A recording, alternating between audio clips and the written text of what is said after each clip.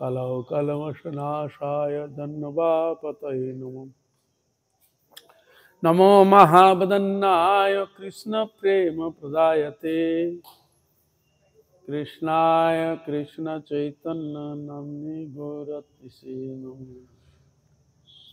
हे कृष्ण करुणा सिंधु दीनबंधु जगत्पते गोपेश गोपिका कंत राधाकांत नमस्ते। तप्त कंचन गौरांगी राधे वृंदावनेश्वरी वृषभानुसुते देवी प्रणमामि हरिप्रिये। वृंदावै तुलसी देवै प्रिया वै केशवस्य च कृष्ण भक्ति प्रदे देवी सत्यवत्यै नमो नमः। श्री कृष्ण चैतन्य प्रभु नित्यानंद श्री अद्वैत गदाधर शिवासादि गौर भक्तवृंद नारायणं नमस्कृत्य नरं चैव नरोत्तमं देवीं सरस्वतीं व्यासं ततो जयमुदीरये। त्वमादिदेवं करुणानिधानं त्वमालवर्णं सहितावतारम् अपार संसार समुद्र सेतुं भजामहे भागवतस्य भजामहे हरिनाम चिंता। हरे कृष्ण कृष्ण कृष्ण हरे हरे हरे राम राम राम हरे हरे। चले गेल ना कि गान करछिल कोথায় चले गेल? नहीं जे एखुनी एलो ना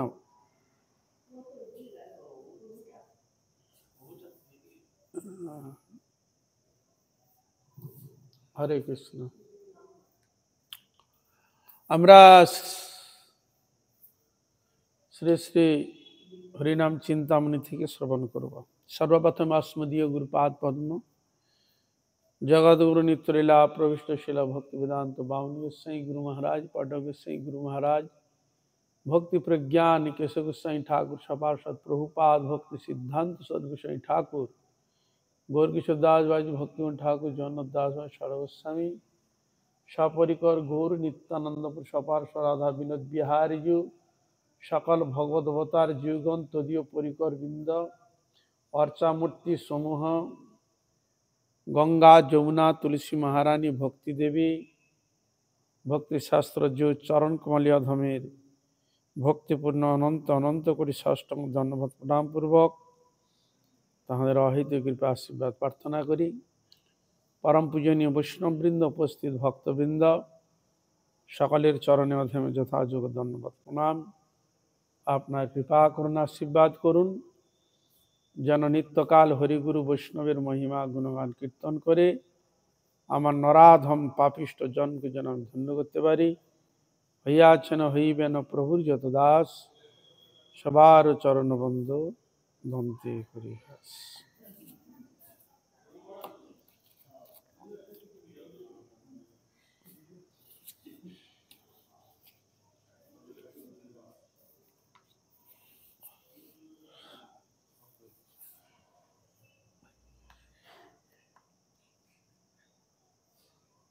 শ্রীমৎ চৈতন্য মহাপ্রভু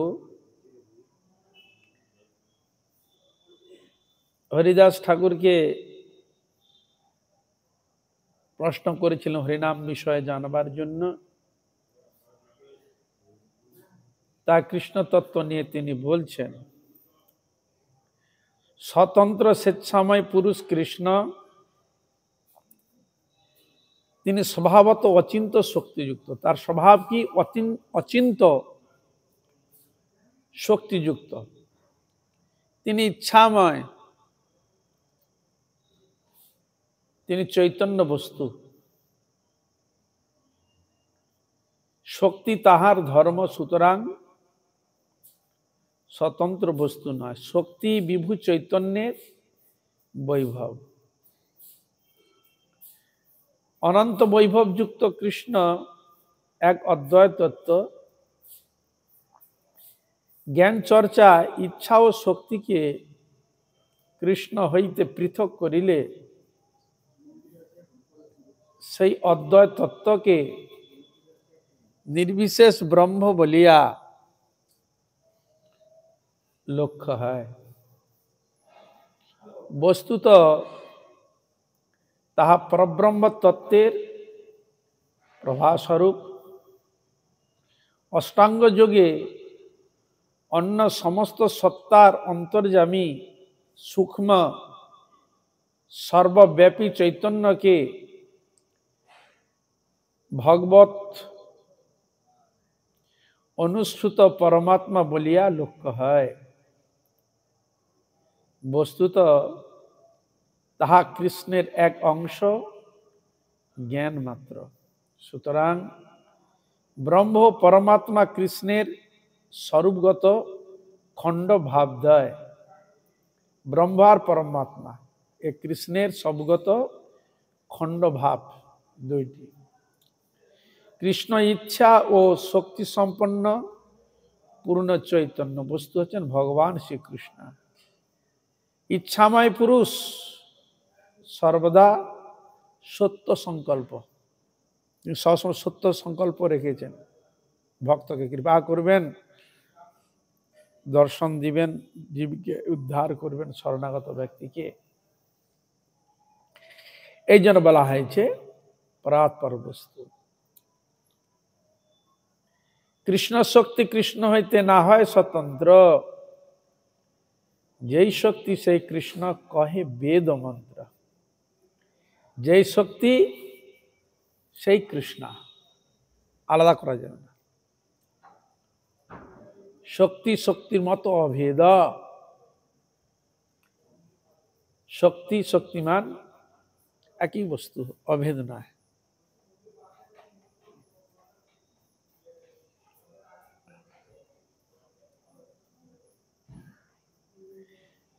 কৃষ্ণ বিভু শক্তি তার বৈভব স্বরূপ। অনন্ত বৈভব কৃষ্ণ হয় এক স্বরূপ। ভগবান শ্রীকৃষ্ণ অনন্ত শক্তি বৈভব একীভূত করে, অনন্ত শক্তিকে একীভূত করে ভগবান তিনি এক স্বরূপে বিরাজমান আছে। যেমন আমরা দেখতে পাচ্ছি ভগবান কৃষ্ণ যখন তিনি বিশ্বরূপ দেখালেন, তা বিশ্বরূপ যে দেখতে পেলাম সকল দেব দেবী থেকে আরম্ভ করে সব তার মধ্যে বিরাজমান।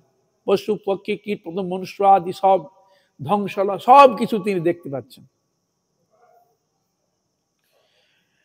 তার আগে যখন ভগবান কৃষ্ণ দেখাননি তখন তাকে একইভাবে দেখা গিয়েছিল, প্রকাশ করেননি। যখন তিনি তার বৈভবকে প্রকাশ করে বিশ্বরূপ দেখালেন তখন এর দ্বারা কি প্রমাণ? তার মধ্যে সব জিনিসগুলো রয়েছে। হ্যাঁ, তার কৃষ্ণ রূপটা সকল বৈভব সকল বস্তুর সমাহার মূর্তি হচ্ছেন ভগবান কৃষ্ণ। এই জন্য অর্জুনকে দেখিয়েছিলেন, দেখো সৃষ্টি স্থিতি লয় যা কিছু সব কিছু তার মাধ্যমে প্রকাশিত। তিনি পুরাণ পুরুষ। তাই ব্রহ্ম সংহিতায় ব্রহ্মা বলছেন ঈশ্বর পরম কৃষ্ণ সচ্চিদানন্দ বিগ্রহ অনাদির আদি। ওই জন্য অনাদির আদি, তার আদিতে কেউ নেই, গোবিন্দ। আর যেগুলো আমরা দেখছি কোথা থেকে এলো? তার কারণ কে? ভগবান গোবিন্দ হচ্ছে তার কারণ, কিন্তু তার কারণ কেউ নয়। সকলের কারণ তিনি, কিন্তু তার কারণ কেউ নেই। অনাদির আদি গোবিন্দ সর্বমান সকল কারণের তিনি। তাহলে এই জন্য বলছে অনন্ত বৈভব কৃষ্ণ হয় এক কৃষ্ণ। অনন্ত বৈভব, তার ওইগুলো তার বৈভব ছিল, দেখিয়েছিলেন তার বৈভব। দেখো আমার বৈভব স্বরূপ, দেখো কি আমার মধ্যে রয়েছে, দেখো কি আমার বস্তু আছে, আমি কি করি, দেখো আমার মধ্যে কি রয়েছে, দেখো দেখতে পেলাম। তাহলে এর দ্বারা কি প্রমাণিত হলো? স্বরূপ ভাব যখন প্রকট করলেন দেখা গেল তিনি সব অনন্ত শক্তি সব কিছুর বৈভব একই মূর্তি হচ্ছেন ভগবান গোবিন্দ। যখন যেটা দরকার হয় দেখি দেন, যে থাকবাং প্রবদন্তে স্তাং ততৈব ভজাম্যহম মম বর্তমান বর্তন্তে মনুষ্য পার্থ সর্বস্ব। যে যেরকম ভাবে মনোবৃত্তি নিয়ে ভগবানের কাছে যে নিষ্ঠা তার রূপের বস্তু বা সেবার পরিপাটিকে অনুভব করতে চায়, ভগবান তখন তার কাছে সেই রকম প্রকাশ হয়ে যায়। এই তো হলো ব্যাপার।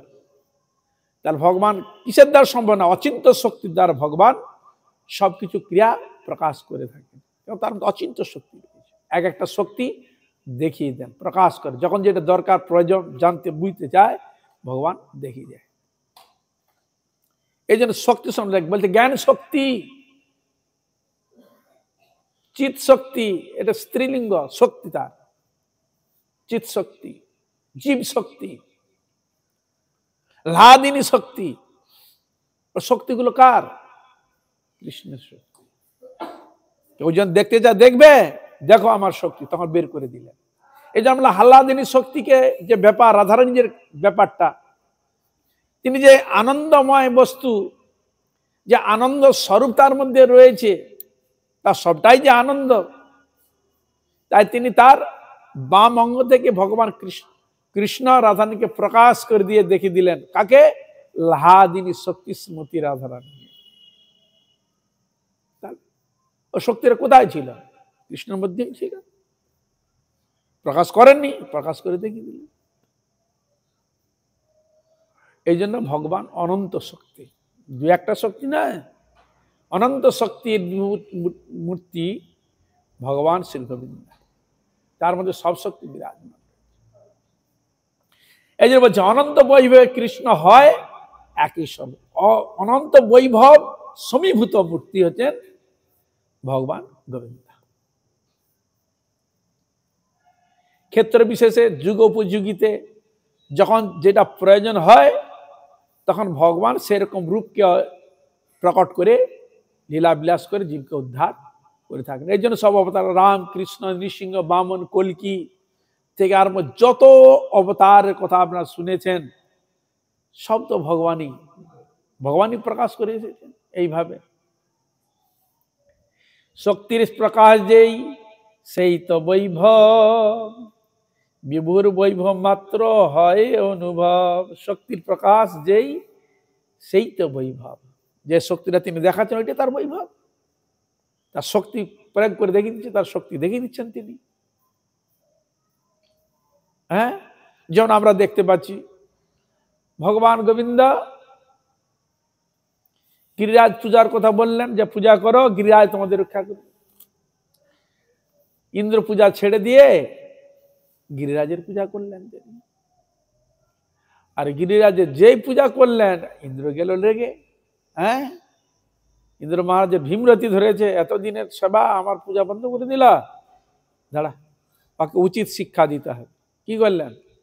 বলে এমন বর্ষা দেবো, পুরো গোকুল ভাসিয়ে দেবো, তখন বুঝবে। এই তখন এমন বৃষ্টি দিতে আরম্ভ করলেন, গোকুল একবারে ডুবুডুবু হতে যায়। তখন সকল ত্রাহিমাম ত্রাহিমাম কৃষ্ণের কাছে বলছে, কৃষ্ণ তুমি তো বললে, আমরা করলাম, এখন কি হবে? বলে যে গিরিরাজের তুমি সেবা করেছ, সেই গিরিরাজ তোমাদেরকে চলে এসো। সবাইকে নিয়ে, যার যে গরু আদি যা সব সম্পদ রয়েছে, সব কিছু নিয়ে কি করলেন? হাজির হলেন। ভগবান শ্রীকৃষ্ণ কি করলেন? কোড়ে আঙ্গুল দিয়ে গিরিরাজকে তুলে দিলেন। কোন শক্তিতে তুললেন এটি? কোন শক্তি প্রয়োগ করলেন এটি গিরিরাজকে তোলা? লাদিনী শক্তির প্রয়োগ করলেন। কি শক্তি? লাদিনী শক্তিকে প্রয়োগ করলেন। ওই আঙ্গুল দিয়ে তুলা, কোন শক্তি প্রয়োগে গিরিরাজকে তুললেন? কোন শক্তিকে প্রয়োগ করে? সে শক্তির নাম কি? লাদিনী শক্তি। প্রমাণ পাচ্ছি সুখ সারি দ্বন্দ্বে। দেখুন, সুখ বলে আমার কৃষ্ণ গিরি ধরেছিল, সারি বলে আমার রাধা শক্তি সঞ্চারিল, নইলে পারবে কেন? কোন আঙুলটা কার? রাধারানী। এই জন্য বলছেন, রাধারানী যদি না শক্তি দিতেন, কৃষ্ণ পারতেন। এই জন্য সুখ সারি দ্বন্দ্ব চলছে সেখানে। দুজনে একই বস্তু, কৃষ্ণ রাধা একই স্বরূপ, দুটো তো একই, আলাদা করা যাবে না। তথাপি লীলাকে তিনি প্রদর্শন করছেন। তার কোন শক্তি দ্বারা এখানে দেখা যাচ্ছে? বলো, আমার সঙ্গে যে লাহাদিনী শক্তি, সে লাহাদিনী শক্তি তিনি করলেন। কেন? লাহাদিনী আনন্দ দেন, কৃপার মূর্তি, হ্যাঁ, বাৎসল্য রসের মূর্তি, সকল নিখিল রসের পূর্ণ মূর্তি হচ্ছেন রাধারানী। সে রাধারানী সব শক্তি দিয়ে জীবকে বাঁচিয়ে রাখেন। স্নেহ, প্রীতি, ভালোবাসা, সুখ, শান্তি যা কিছু লাহাদিনী শক্তির মাধ্যমেই প্রয়োগ করে থাকেন ভগবান গোবিন্দ। তাই এখানে সে শক্তি বলে, তোমরা এসো, তোমাদের সবকিছু তিনি করবেন। তাই নিয়ে চলে এলেন।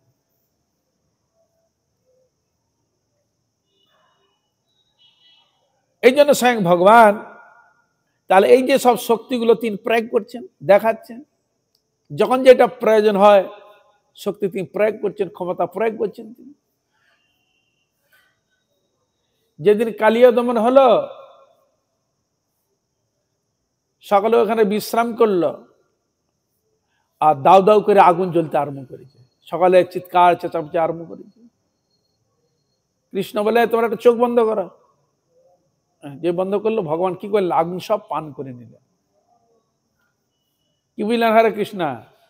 আগুন সব পান করে নিলেন। তিনি শক্তি প্রয়োগ করলেন, বল প্রয়োগ করে অগ্নিকে তিনি গ্রহণ করে রক্ষা করলেন ভক্তকে, তার পারিষদকে তিনি রক্ষা করেন। এর দ্বারা কি প্রমাণ হলো? কি দেখাতে যাচ্ছে এই শক্তি প্রয়োগ করে? বলে, আমি আমার ভক্তকে, নিজের জনকে, শরণাগতকে, আমি যত যে বিপদ হোক না কেন, আমি সেই বিপদে তাকে আমি রক্ষা করি। এই জন্য নৃসিংহদেব তার ভক্ত প্রহ্লাদকে তিনি রক্ষা করেছেন ওই রূপে। রামচন্দ্র তিনি রক্ষা করলেন। তাহলে তো রয়েছে সবগুলো। এই শক্তিগুলো ভগবান প্রকাশ করে লীলাকে প্রদর্শন করেন, দেখান জীব মঙ্গলের জন্য, জীবহিতার্থে। গোপীনাথ তুমি তো করুণাময়, জীবের কারণে আসিয়া প্রপঞ্চে, লীলা কইলে সুবিস্তার। কৃষ্ণ বললেন, মগ ভক্ত বিনোদনায়, আমার ভক্তকে বিনোদন মানে আনন্দ দেওয়ার জন্য ভগবান লীলা প্রদর্শন করে থাকে। এই যে যা কিছু লীলা করেছেন, কারা আস্বাদ্য বিষয়, কারা আস্বাদন করছেন, কারা আলোচনা করছেন, কারা আনন্দ উপলব্ধি করছেন? ভক্ত, অভক্ত নয়, ভক্তই। এই জন্য নামের মধ্যে যে ভগবানের সকল শক্তি, সকল লীলাকে যে অনুভব করা যায়, তার মধ্যে সকল নিখিল বস্তু যে রয়েছে, এটার দ্বারা প্রমাণিত হয়। তাই ছিল নামাচার্য হরিদাস ঠাকুর তিনি তার ত্রিভব বৈভবের কথা তিনি ব্যক্ত করলেন।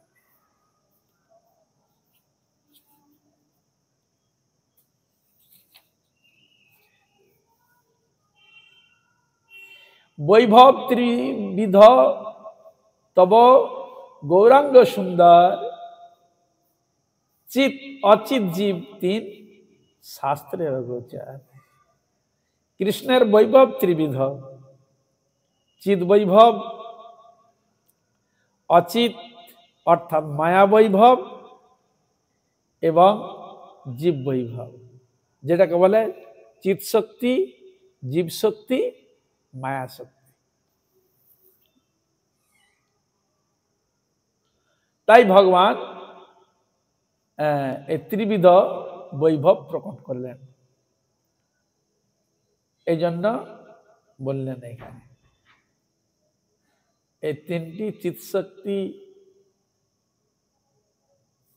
জীব শক্তি, মায়া শক্তি ইত্যাদি বৈভবগুলো রয়েছে, তাই শাস্ত্রে গোচর, শাস্ত্রে জানা যায়। অনন্ত বৈকুণ্ঠ আদি যত কৃষ্ণ ধাম, গোবিন্দ শ্রীকৃষ্ণ হরি আদি যত নাম। অনন্ত বৈকুণ্ঠ আদি যত কৃষ্ণ, অনন্ত বৈকুণ্ঠ রয়েছে, অনন্ত বৈকুণ্ঠ আদি যত কৃষ্ণ ধাম। ভগবান সব জায়গায় তার নামের বৈভবকে সব জায়গায় তিনি প্রকাশ করেছেন। যে যেখানে আছে তারা সেই সেই নামকে আশ্রয় করে তারা রয়েছে। হরে কৃষ্ণ কৃষ্ণ কৃষ্ণ হরে হরে, হরে রাম রাম রাম হরে। তাহলে ভগবানের কৃষ্ণ, গোবিন্দ, মধুসূদন, দামোদর, হরি, ভগবানের কত নাম রয়েছে, অনন্ত নাম, নামের সংখ্যা বলা যায় না, এই জন্য অনন্ত বলেছি। ভগবান অনন্ত নাম। অনন্ত বৈকুণ্ঠে যারা যেসব পার্শ্বদগণ রয়েছে সেখানে ভগবানের নাম গুণগান কীর্তন করছে। তা অনন্ত যদি ভক্ত হয় তা অনন্ত তার নাম, অনন্ত ভক্ত, অনন্ত তার ধাম, অনন্ত তার গুণ, অনন্ত তার লীলা আদি, নাম রূপ গুণ লীলা একই সূত্রে প্রকট করছেন। নাম রূপ গুণ লীলা। এই জন্য প্রেমিক ভক্ত যখন নামকে আশ্রয় করেন, এই নামের দ্বারা তিনটিকে তিনি অনুভব করেন। নাম কে তিনি কীর্তন করছেন, নামকে যখন কীর্তন করছেন তখন তার ভগবানের রূপ স্মরণ করছেন, রূপ চিন্তন করছেন। রূপ চিন্তনের মাধ্যমে ভগবান গোবিন্দ বা তার লীলাকে স্মরণ করাচ্ছেন। কার মাধ্যমে? নামের মাধ্যমে। নামের মধ্যে ভগবানের নাম রূপ গুণ লীলা সবটাই বিরাজমান, একে ছাড়া যাবে না। যেমন সূর্য থেকে তার কিরণকে আলাদা করা যায় না, সেরকম ভগবান নাম রূপ গুণ লীলাকে আলাদা করা যায় না। আমরা শুনি রূপ নিয়ে আলাদা বর্ণন করি, সেটা আলাদা কথা, কিন্তু ভগবানের নাম রূপ গুণ লীলা একই বস্তু, একই জায়গায় নিহিত। ভক্ত যখন নামকে আশ্রয় করে, যখন তিনি কীর্তন করেন, স্মরণ চিন্তন করেন, তখন নামকে তো তিনি আশ্রয় করেই করছেন, আর নামের কৃপা ফল হৃদয়ে স্মরণ করছেন। স্মরণ করতে করতে ভগবানের লীলাকে চিন্তন করছেন, চোখের সামনে এসে যাচ্ছে। ভগবান যেসব লীলাগুলো করেছেন সেই লীলাগুলো একের পর এক হৃদয়ে প্রকাশিত হচ্ছে। যে ভক্ত কখন হাসেন, কখনো কাঁদেন। যখন হাসছেন কখন? যখন ওই লীলা দেখছেন তখন তার খুব আনন্দ। যখন লীলাটা যখন গুটিয়ে চলে গেলেন তখন তিনি দুঃখ অনুভব করছেন। এই দুঃখ দ্বারা কি হয়? আরো পিপাসা বর্ধিত করে। এই জন্য ভগবান ভক্তকে কৃপা করে মাঝে মধ্যে অদর্শন দিয়ে চলে যায়। একটা কিছু কষ্ট অনুভব করে, দুঃখ অনুভব করে। কেন? না, আপনার পিপাসাটাকে বাড়াবার জন্য। আপনাকে খুব পিপাসা পেয়ে গেছে, আপনি এক ঘটি জল খেয়ে নেবেন, আপনার এত পিপাসা, গরম থেকে এসেছেন তো, আপনাকে একটা চায়ের গ্লাসে করে একটু আপনার জল হাতে দিল, আপনি খেয়ে নিলেন, আপনার পিপাসা মিলল না, আর বাড়লো, এইটুকু দিয়েছে, এক ঘটি জল খাবো, তোমার পিপাসা আর বেড়ে, তার মানে আর দে, এক ঘটি দে, আমি খাবো। হ্যাঁ, তাহলে আপনার পিপাসাকে আরো বাড়িয়ে দিল। আর যদি ওইটা দিয়ে দিবে না বলে যদি চলে যায় তাহলে পাবেন? আপনি পাবেন না। তাহলে ভগবান অদর্শন দ্বারা কি বুঝাতে চাচ্ছে? আমি আমার প্রতি তোমার পিপাসা রয়েছে, ওই পিপাসাকে আরো বর্ধিত করার জন্য, এর জন্য আমি দর্শন দিয়ে চলে যাই। এই হলো ভগবান। তাকে সেরকম অধিকার, সে যোগ্যতা, পিপাসাকে বর্ধন করার জন্য ভগবান এইসব লীলাগুলো করে থাকেন। এই জন্য বলে মশাই, আমরা দুঃখ পাবো, কষ্ট পাবো, সাধারণ ভক্ত কেন পাবে? ভগবান তো ভগবানের নাম করে, সে কেন পাবে? কিন্তু সে জানে না তোমার যে দুঃখ কষ্ট, আর যে কষ্ট সেটা এক নয়। এ কৃষ্ণ প্রাপ্তির জন্য দর্শন যে তার এডি হচ্ছে, আবার তাকে দিয়ে আবার আনন্দ উৎফুল্ল ভাব প্রকট করছে। তা এই জন্য অপ্রাকৃত জগতের সঙ্গে জাগতিক জড়তার সঙ্গে কোনোদিন সামঞ্জস্য হয় না, কোনোদিন সামঞ্জস্য করা যায় না।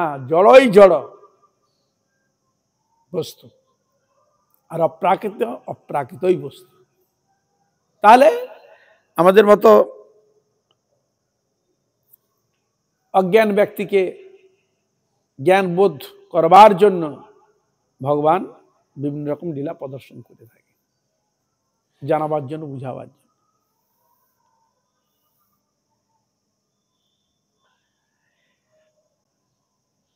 দ্বিভুজ মুরলীধর আদি যত রূপ, ভক্তানন্দ প্রদ আদি গুণ অপরূপ, ব্রজে রাস লীলা নবদ্বীপে সংকীর্তন, এইরূপ কৃষ্ণ লীলা বিচিত্র গণ। ছিল হরিদাস বললেন দ্বিভুজ মুরলীধর,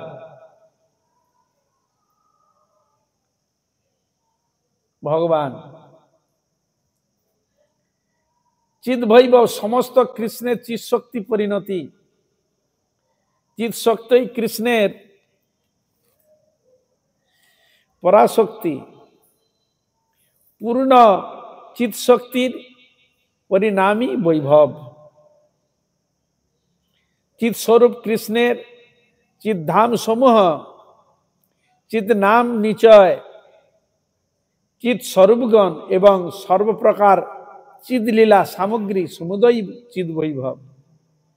চিৎ শক্তির সন্ধিনী প্রভাব হইতে সত্তা সমূহ, সম্বিত প্রভাব হইতে জ্ঞান সমূহ এবং আহ্লাদিনী প্রভাব হইতে আনন্দজনক ভাব, আর সম্বন্ধ রস উদিত হইয়াছে।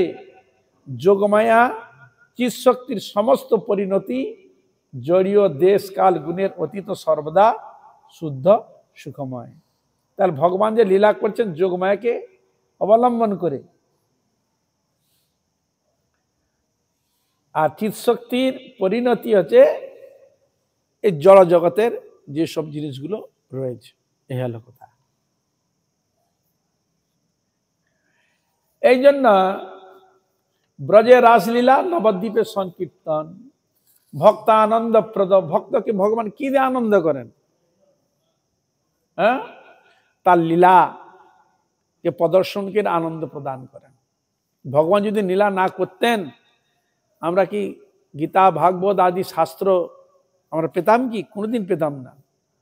এই জন্য এইসব গ্রন্থকে বলা হয় লীলা গ্রন্থ।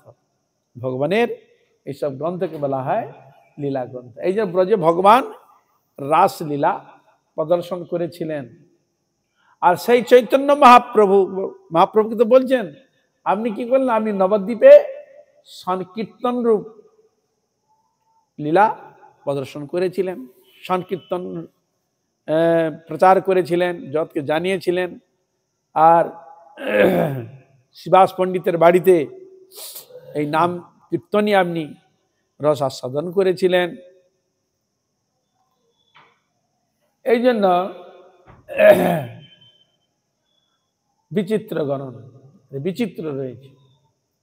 এই সমস্ত চিৎ বৈভব অপ্রাকৃত। এই যে সব যা কিছু রাসলীলা সংকীর্তন যা কিছু যে বৈভব আপনারা দেখছেন এগুলো সব হচ্ছে অপ্রাকৃত। এগুলো প্রাকৃত জগতের সঙ্গে কোনো সম্পর্ক নাই। কিন্তু এই অপ্রাকৃত জগতের বস্তুর একটু হাওয়া যদি জড় জগতের মনুষ্য ব্যক্তির মধ্যে যদি একটু বিলীন করিয়ে দেয়, একটু স্পর্শও যদি করিয়ে দেয়, ভাব যদি প্রদর্শন করিয়ে দেয়, তাহলে ওরা খোঁজার জন্য চেষ্টা করবে। এই জন্য হৃদয়ের মধ্যে অপ্রাকৃত ভাব যতদিন না আসছে ততদিন পর্যন্ত এই জড় সুখ ভোগের বস্তু আমাদের হৃদয়কে, মনকে মলিনতা করে থাকে। যখন ওই বস্তু যখন মনের মধ্যে অপ্রাকৃত বস্তু যখন প্রকটিত হয়ে যাবে, তখন এই জড় জগতের যে ভোগ্য বস্তু জাল থেকে তুলে নিয়ে এসে অপ্রাকৃত জগতে ভগবান গোবিন্দের চরণে নিয়ে চলে আসবে। এই জড় জগৎ কোনো জাল লাভ থাকবে না।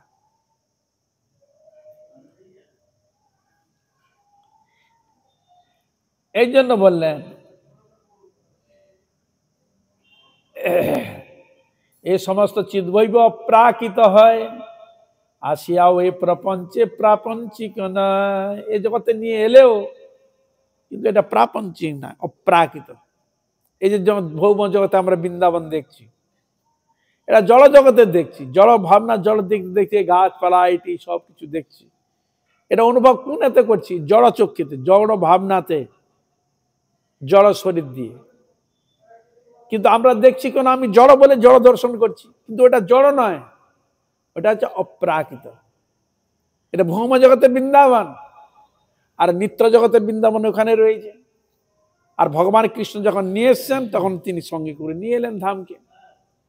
এই জন্য ছিল ভক্তিবিনোদ ঠাকুর তিনি বর্ণন করলেন, শ্রীকৃষ্ণ চৈতন্য প্রভু জীবে দয়া করি, সপার সদস্য ধাম সহ অবতরী। ভগবান চৈতন্য মহাপ্রভু তার পার্শ্বদ ধাম সহ নিয়ে এসেছিলেন, সপার সদস্য ধাম সহ অবতরী। এই জন্য ভগবান যখন আসেন তার ধাম সহ সবাইকে তুলে নিয়ে চলে আসেন। তিনি ভগবানের এমন বৈশিষ্ট্য, 100 রূপে তিনি আছেন, আর এখানেও 100 রূপে রয়েছেন, আবার নাম রূপেও রয়েছেন, বিগ্রহ রূপেও তিনি রয়েছেন। হ্যাঁ, নাম রূপেও রয়েছেন আর বিগ্রহ রূপেও তিনি রয়েছেন, আর স্বরূপে তিনিও রয়েছেন। এইটা হলো ভগবানের বিশেষ বৈশিষ্ট্য, অচিন্ত শক্তি। কিন্তু মানুষ পারবে? তোমরা যদি এখানে আসো ঘরে খুঁজলে পাবে না, কেন? নেই, বুঝা গেল? খুঁজে পাওয়া যাবে না। কিন্তু ভগবান সর্বত্র বিরাজমান, এমন কোন জায়গা নেই যেখানে ভগবান নেই। এই জন্য তার এক নাম বিষ্ণু, ভগবানের এক নাম সব জায়গায়। তা আমাদের ভ্রমকে নিরসন করার জন্য নারদ ঠাকুর লীলা করলেন। কি করলেন? বলে ভগবান শ্রীকৃষ্ণের কত সব মহিষী? 16,108 মহিষী। দেখি এই জগতের মানুষ তো কন্ট্রোল করতে পারে না, আর 16,108 মহিষী ভগবান কিভাবে সংসার করছেন? হ্যাঁ, কিভাবে তিনি রাজ্য পরিচালনা করছেন, কিভাবে কি করছেন দেখি। তাই নারদ গিয়ে উপস্থিত হয়েছে দ্বারকায়। প্রত্যেকের আলাদা রুম, 16,108 মহিষী প্রত্যেকের আলাদা রুম, শয়ন কক্ষ। রাজকার্য করেন, তার রাজ্য তো আলাদা রয়েছেই, কিন্তু প্রত্যেকটা মহিষীর আলাদা আলাদা কক্ষ রয়েছে, আলাদা আলাদা সেরকম ব্যবস্থা রয়েছে সবকিছু। প্রত্যেকের 10টা করে সন্তান, 1টা করে কন্যা।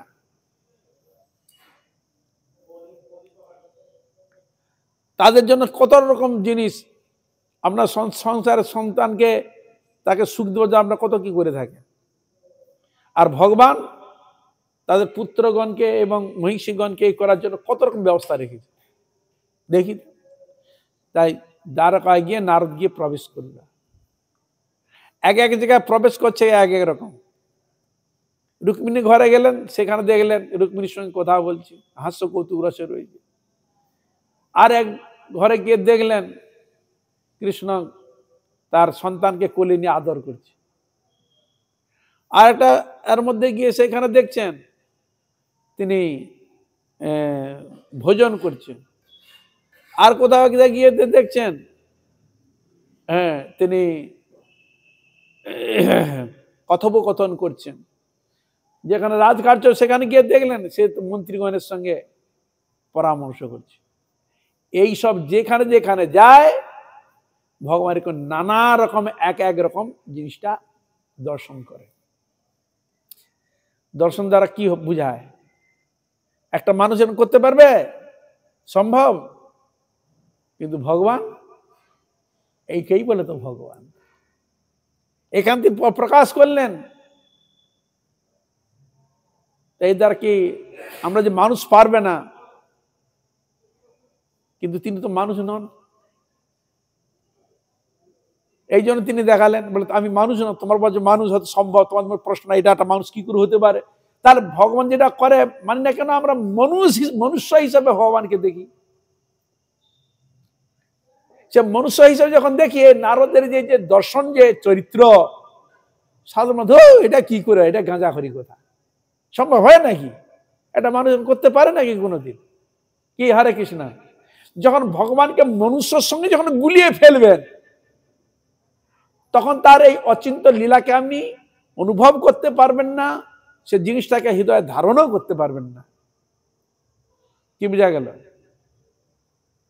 আর যখন ভগবত বিষয়ে যখন তার ইতাকে যখন অনুভব যখন করবেন, বলে ভগবান এ তো এই কটা দেখিয়েছে, আর তুই অনেক কিছুই দেখাতে পারে। এই জন্য এখানে বলেছে ভগবানের অনন্ত লীলা, অনন্ত কৃষ্ণের নাম, অনন্ত মহিমা, আর লীলাও তার অনন্ত।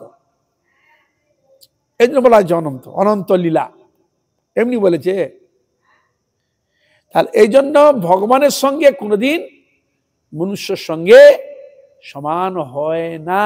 যখন ভগবানকে সমান করতে যাব, মনুষ্যের সঙ্গে গুলিয়ে ফেলবো, তখন আমাদের বিচার গড়বড় হয়ে যায়। এই জন্য যারা ভগবান ভীষ্মদেব ভগবানকে মনুষ্য রূপে দেখেছিলেন, তিনি দ্রোণাচার্য, যুধিষ্ঠির মহারাজ, কুন্তি আদি, এরা তাদেরকে মনুষ্য রূপে দেখেছিল। তরি এই জ্ঞান ছিল তাদের। বসুদেব দেবকী মনুষ্য ভেব ছিল তাদের না, ভগবান এরা কিছুই না, সবটাই তাদের সেরকম ছিল। আর যখন আমি ভগবানকে মনুষ্যের সঙ্গে যখন গুলিয়ে নেব, তখন গড়বড় লাগে। এই জন্য ভগবান অনেক কিছু দেখিয়েও, অনেক কিছু প্রকাশ করেও মানুষ তাকে বুঝতে পারেনি। এই দুজন ভেবেছিল এটা হয়তো সাধারণ মানুষ, একে বন্দি কর, একে বন্দি, কৃষ্ণকে বন্দি করলে তাহলে আমার সব সমাধা হয়। বন্দি করতে গিয়েছিল, পেরেছিল, পারেনি। ভগবান তার বৈভব প্রকাশ করে তিনি চলে গেছেন, উপরে উঠে চলে গেলেন, কিছু করতে পারলেন না। সকলকে চোখ ধাঁধে দিকে সব মূর্ছিত হয়ে পড়ে গেলেন। তাহলে এখানে ওর পার্টটা কে করছে? দুর্যোধন পার্ট প্লে করছে। ওইটা আমাদের মতো মনুষ্য চিন্তা ভাবনা, দুষ্টু বুদ্ধির ভাবনা, সে চিন্তার মূর্তিকে দুর্যোধন। সুখে নেই, কত ছলে বলে কৌশল কত কি করে যাচ্ছে, সেটা সে শুনে নিয়ে সে তার মতো করে যাচ্ছে। এই জন্য ভগবান গীতাতে বললেন, অবজানন্তি মাং মূঢ়া মানসিং তনুমাশ্রিতম। এ মূঢ় ব্যক্তিগণ আমাকে চিনতে জানতে পারেন নাই, কেন আমার মনুষ্যর এই রূপ লিঙ্গটা দেখে তার ভেবেছে আমরা সাধারণ মানুষদের মতো, কিন্তু জানতে পারেন। এই জন্য কারা জানতে পারেনি তাকে বলছে মূঢ়, মূঢ়া বলে দিলেন। আবার প্রশ্ন হয়েছিল সেখানে, তোমাকে তো মনুষ্যের মধ্যে তোমার জন্ম আদি দেখছি, সবকিছু আমরা দেখতে পাচ্ছি, বুঝতে পাচ্ছি, তাহলে তুমি আমাদের মতো সাধারণ কেউ? ভগবান বলছে না, উত্তর দিচ্ছে, জন্ম কর্ম চমে দিব্যম মেবম যো ব্যক্তি তত্ত্বতঃ তত্ত্বাদেহ পুনর্জন্ম নৈমতি মামেতি সর্জুন। হে অর্জুন, আমার জন্ম, আমার কর্ম, আমার লীলা, আমার সবটা আছে অলৌকিক, মনুষ্যের মতো নয়। এই তত্ত্ব তুমি জানতে পারো, পুনর্জন্ম নবিদ্যতে, এটা তুমি জানো আমার অপ্রাকৃত অলৌকিক, মনুষ্যের মতো আমি লীলা পড়ে, আমি মনুষ্য নই। হ্যাঁ, এই তত্ত্ব যদি কেউ জানে, অনুভব যদি করতে পারে, বিশ্বাস যদি আনতে পারে, তার আর পুনর্জন্ম হয় না।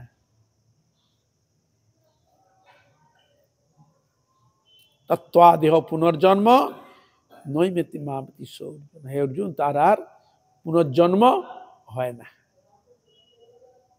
বুঝা গেল? হরে কৃষ্ণ।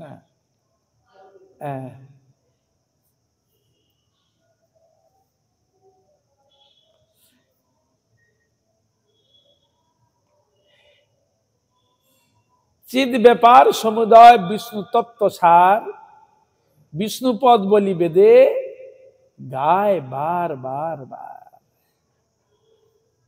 বারবার বর্ণন করছি এইসব চিদ ব্যাপার, এগুলো বিষ্ণু তত্ত্ব সার, এইসব তত্ত্বগুলো জেনে রাখবে। সার তত্ত্ব হচ্ছেন ভগবান গোবিন্দ, সর্বতত্ত্বের সার তত্ত্ব।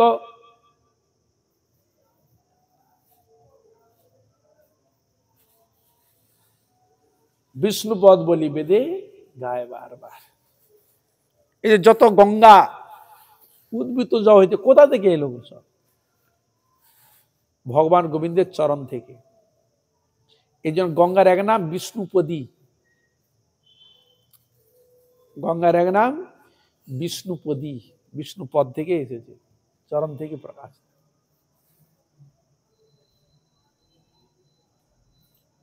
তাহলে এইখানে তাহলে তার বৈভবদের দেখা যদি যায়, তাহলে ভগবানের জন্য, ভগবান জীবের জন্য কি রেখে যাননি বলুন? লীলা করে চরণ ধুলি রেখে গেছে, পৃথিবী দেবী ধরিত্রী দেবী কাছে রেখে গেছে। যে ধামে আসবে আমার এই লীলাভূমির ভক্ত এবং আমার ভক্ত এবং ভগবানের সেসব জিনিসগুলো লুক্কায়িত আছে, তোমরা ভক্তি শ্রদ্ধার দ্বারা সে বস্তুকে গ্রহণ করতে পারবে। ভক্তি শ্রদ্ধা যদি না থাকে তুমি গ্রহণ করতে পারবে না, নিতে পারবে না। এই জন্য ভগবানের লীলাগুলো দেখতে পাবেন। যখন ধামে সে তো লীলা করেছে আলাদা, ঠিকই আছে। এমন এমন গ্রামে গঞ্জে এমন বিগ্রহ কোন কোন জায়গায় রয়েছে, প্রেমিক ভক্তের তার সেবায় সন্তুষ্ট হয়ে ভগবান ওই বৃন্দাবনের লীলার মতো ওই বিগ্রহ তার সঙ্গে কথা বলছে, লীলা প্রদর্শন করছে। উদাহরণস্বরূপ অগ্রদ্বীপে গোপীনাথ রয়েছে। ছেলে সন্তান মরে গেল, গোপীনাথ ছেলেটাও তুই নিয়ে নিলে, সেবা কে করবে? আদি কে করবে? কে দেখবে আমাকে? পিণ্ড আদি কে দেখবে? গোপীনাথ বলে আমি করব। দেখুন ভগবান কি করে নিলেন। আচ্ছা, বৃন্দাবনের মতো লীলা প্রদর্শন হল। এতে যান বন বিষ্ণুপুর, যেখানে মদন মোহন বরিগিরা যখন এসে উৎপাত করেছিল, দল মাদল কামান রয়েছে, কামান তোপ করেছিলেন কে? মদন মোহন। হরে কৃষ্ণ। রেমুনাতে যান, মাধবেন্দ্র পুরীপাদের জন্য ক্ষীর চুরি করেছিল, না বলে ক্ষীর চোরা গোপীনাথ। সাক্ষী গোপাল রয়েছে, ছোট বিপ্র বড় বিপ্র কে কৃপা করার জন্য ভগবান সাক্ষী দিতে গিয়েছিলেন, নাম হলো সাক্ষী গোপাল।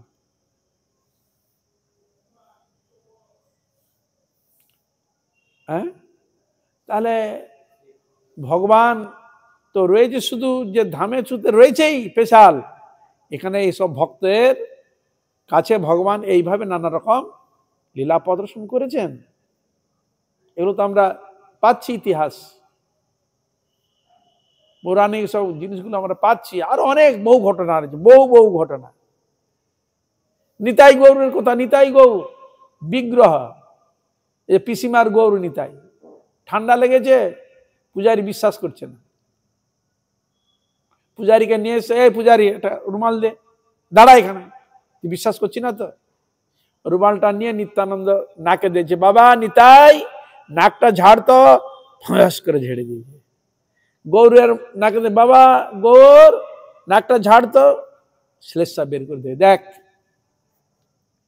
তুই যাকে কাঠ পাথর বলিস, এসে কাঠ পাথর নয় রে, এটা তো জড় ভাবনা জড় চিন্তা ঠাকুর তুই ভেবেছিস।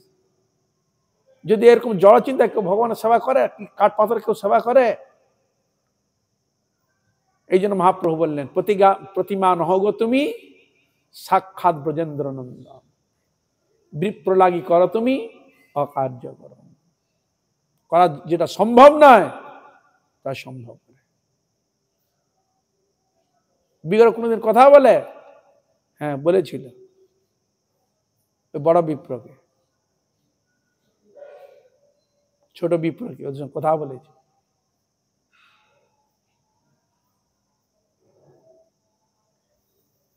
তাহলে ভগবান যে কথা বলেন এ বিষয়ে কোনো সন্দেহ নেই। এই জন্য আমাদের সেই বিশ্বাস, সেই ধারণা, সেই শক্তি, মনের জোর আমাদের নেই। ভগবত বিষয়ে আমরা দুর্বল, ভগবত সাধন ভজন বিষয়ে আমরা দুর্বল, ভগবত চিন্তা বিষয়ে আমরা দুর্বল, কিন্তু জাগতিক জড় বিষয়ে ক্ষেত্রে আমরা সবল, ওইদিকে সবল আছি। যত হাড় ফাটা পরিশ্রম হোক না কেন, আমার পেট চালাতে অর্থ প্রয়োজন আছে, যে ধর আমাকে ওইটা মৃত্যু যদি বরণ করতো তার জন্য প্রস্তুত করতে হয় কিনা, হ্যাঁ, তার ওইটার জন্য আমার জীবন পণ করতে মানে আমার দ্বিধাবোধ করে না কি। হরে কৃষ্ণ। তাহলে তাহলে আমরা ভগবানের জন্য কতটা এগিয়ে এসেছি, ভগবানকে প্রাপ্তির জন্য বা তার সেবার জন্য, তাকে সুখী করার জন্য কতটা এগিয়ে এসেছি আমরা। এগিয়ে আসবো না আর বড় বড় কথা বলে ঠাকুর তো পাথর দিয়ে খায় না, কি করে নাকি, সে করে নাকি, তোমার সে যোগ্যতা আছে কি? তাহলে যেটা যোগ্যতা নাই সেটা বলার কোনো প্রয়োজন আছে কি? তা এই জন্য ভগবান তিনি রয়েছেন, আমার কাছে হয়তো সে যোগ্যতা অধিকার নাই, আমি দেখতে পাইনি, কিন্তু যার হতে তিনি দেখছেন, অনুভব করছেন।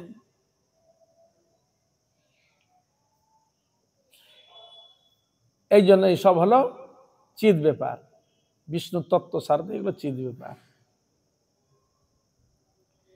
এই জন্য বেদে তার বারবার কীর্তন করেছে। এমনকি এটাও পাওয়া যাচ্ছে শাস্ত্রে, কৃষ্ণের সকলই গুণ ভক্ততে সঞ্চারে, ভক্তর মধ্যে শক্তি এসে যায়। কিসের দ্বারা?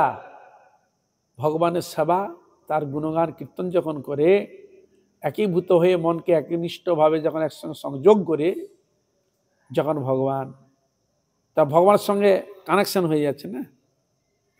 ওই যত কীর্তন করবে তত শরীর ঝিকাবে, শরীর ঝিক দিবে, নানা রকম ভাব প্রকট হবে, ভালোবাসা। তার মানে কি? ওখান থেকে আসছে শক্তিটা। যেমন সত্যবাক, মুখ থেকে যা বলে সেটা হয়ে যাবে, বলে না এ বাবা সত্যবাক, মানে বাক কথাটা খুব সত্য, যেটা বলে সেটা হয়। তা সে শক্তিটা পেল কোথা থেকে? ওই শক্তি থেকে এসেছে। এবার কৃষ্ণের সকল গুণ ভক্ত, যার ভজন করেন তিনি সেই দেবতা, সেই ভগবান তাকে সেই শক্তি দিয়ে দেয় জীব কল্যাণের নিমিত্ত, জীবকে ধ্বংস করার জন্য শক্তি। সে শক্তিতে সে আনন্দ, জীব কল্যাণ করতে পারে। এই হলো ভগবান শ্রী গোবিন্দ, তার লীলা অপার, মহিমা অপার। এই জন্য কীর্তন করিতে, কে জানে মহিমা তব শ্রী মধুসূদন, কে জানে মহিমা তব শ্রী মধুসূদন। হরি হয়ে বলছো হরি, এ আবার কেমন শ্রী মধুসূদন। তিনি নিজে হরি, নিজে হরি হয়ে নিজে হরি বলছে। হ্যাঁ, তিনি আবার কার ভজনা করবে? হ্যাঁ, জীবকে শিক্ষা দিচ্ছে। হ্যাঁ, ভক্তরূপ অঙ্গীকার করে এসে তিনি শিক্ষা দিচ্ছে, তোমরা হরিনাম করো। উনিও নাম করছেন, কারণ নিজে জীবের আচরি ধর্ম জীবের শেখায়, নিজে আচরি ধর্ম জীবের শেখায়। আপনি না কইলে ধর্ম শিখানো যায়। আমি যদি না করি আর বলবো তুমি তো করেনি, শিক্ষা দিয়েছ। এই জন্য ভগবান আচরণ করলে, আমি যে আচরণ করি ওরা করবে, এই জন্য শিখবে। তাই জগতে গন্ডগোল কোথায়? আচরণ করি না, এই জন্য শিখে না কেউ। আচরণ করে না বলেই তো শিখে না। আর সবাই যদি আমরা আচরণ করি, আমাদের সন্তান ছেলে পুলে তারাও আচরণ করবে, তারাও শিখবে। তার এই জন্য ভগবান লোক শিক্ষকের ন্যায় তিনি নিজে হরি হয়ে হরি বলাচ্ছেন। এই জন্য বলছেন হরি হয়ে বলছো হরি, সে আবার কমন শ্রীমধুসূদন। কে জানো মহিমা তব শ্রীমধুসূদন, হরি হয়ে বলছো হরি, সে আবার কেমন। এই হলো ভগবানের বিচিত্র লীলা মহাপ্রভু। সেই মহাপ্রভু ভক্ত হরিদাসের কাছে এরকম তার বক্তব্য পেশ করছেন, যে যেখানে থাক, এরপর আমরা পরে আলোচনা করি। এখানে রইল গ্রন্থ অমৃত লহরী, গৌর প্রেমানন্দে সবাই মিলে বলুন গৌর হরি। হরে কৃষ্ণ কৃষ্ণ কৃষ্ণ হরে হরে, হরে রাম রাম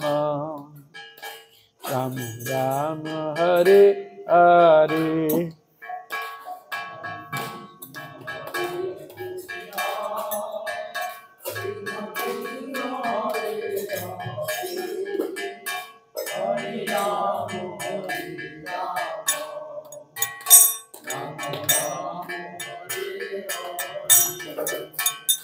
हरे कृष्ण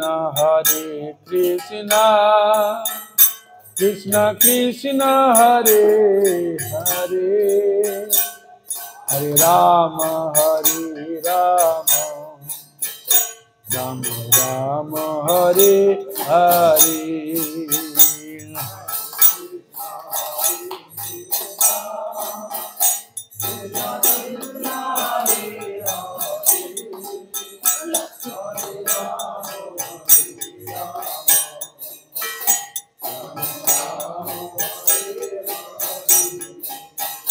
हरे कृष्ण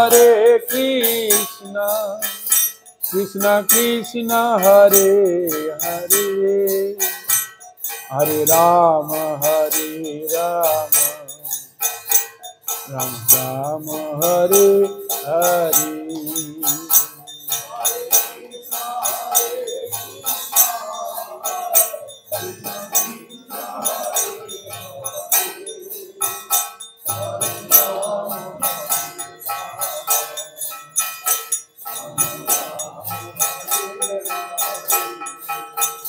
हरे कृष्ण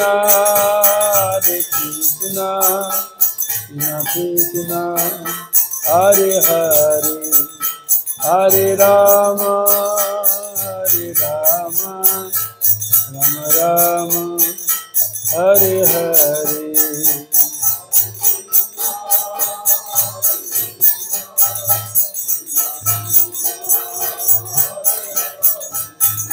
हरे राम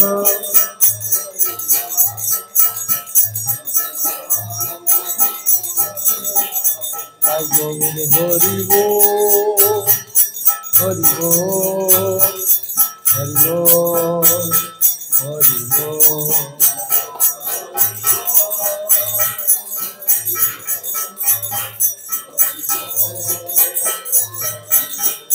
हरि बोल हरि बोल हरि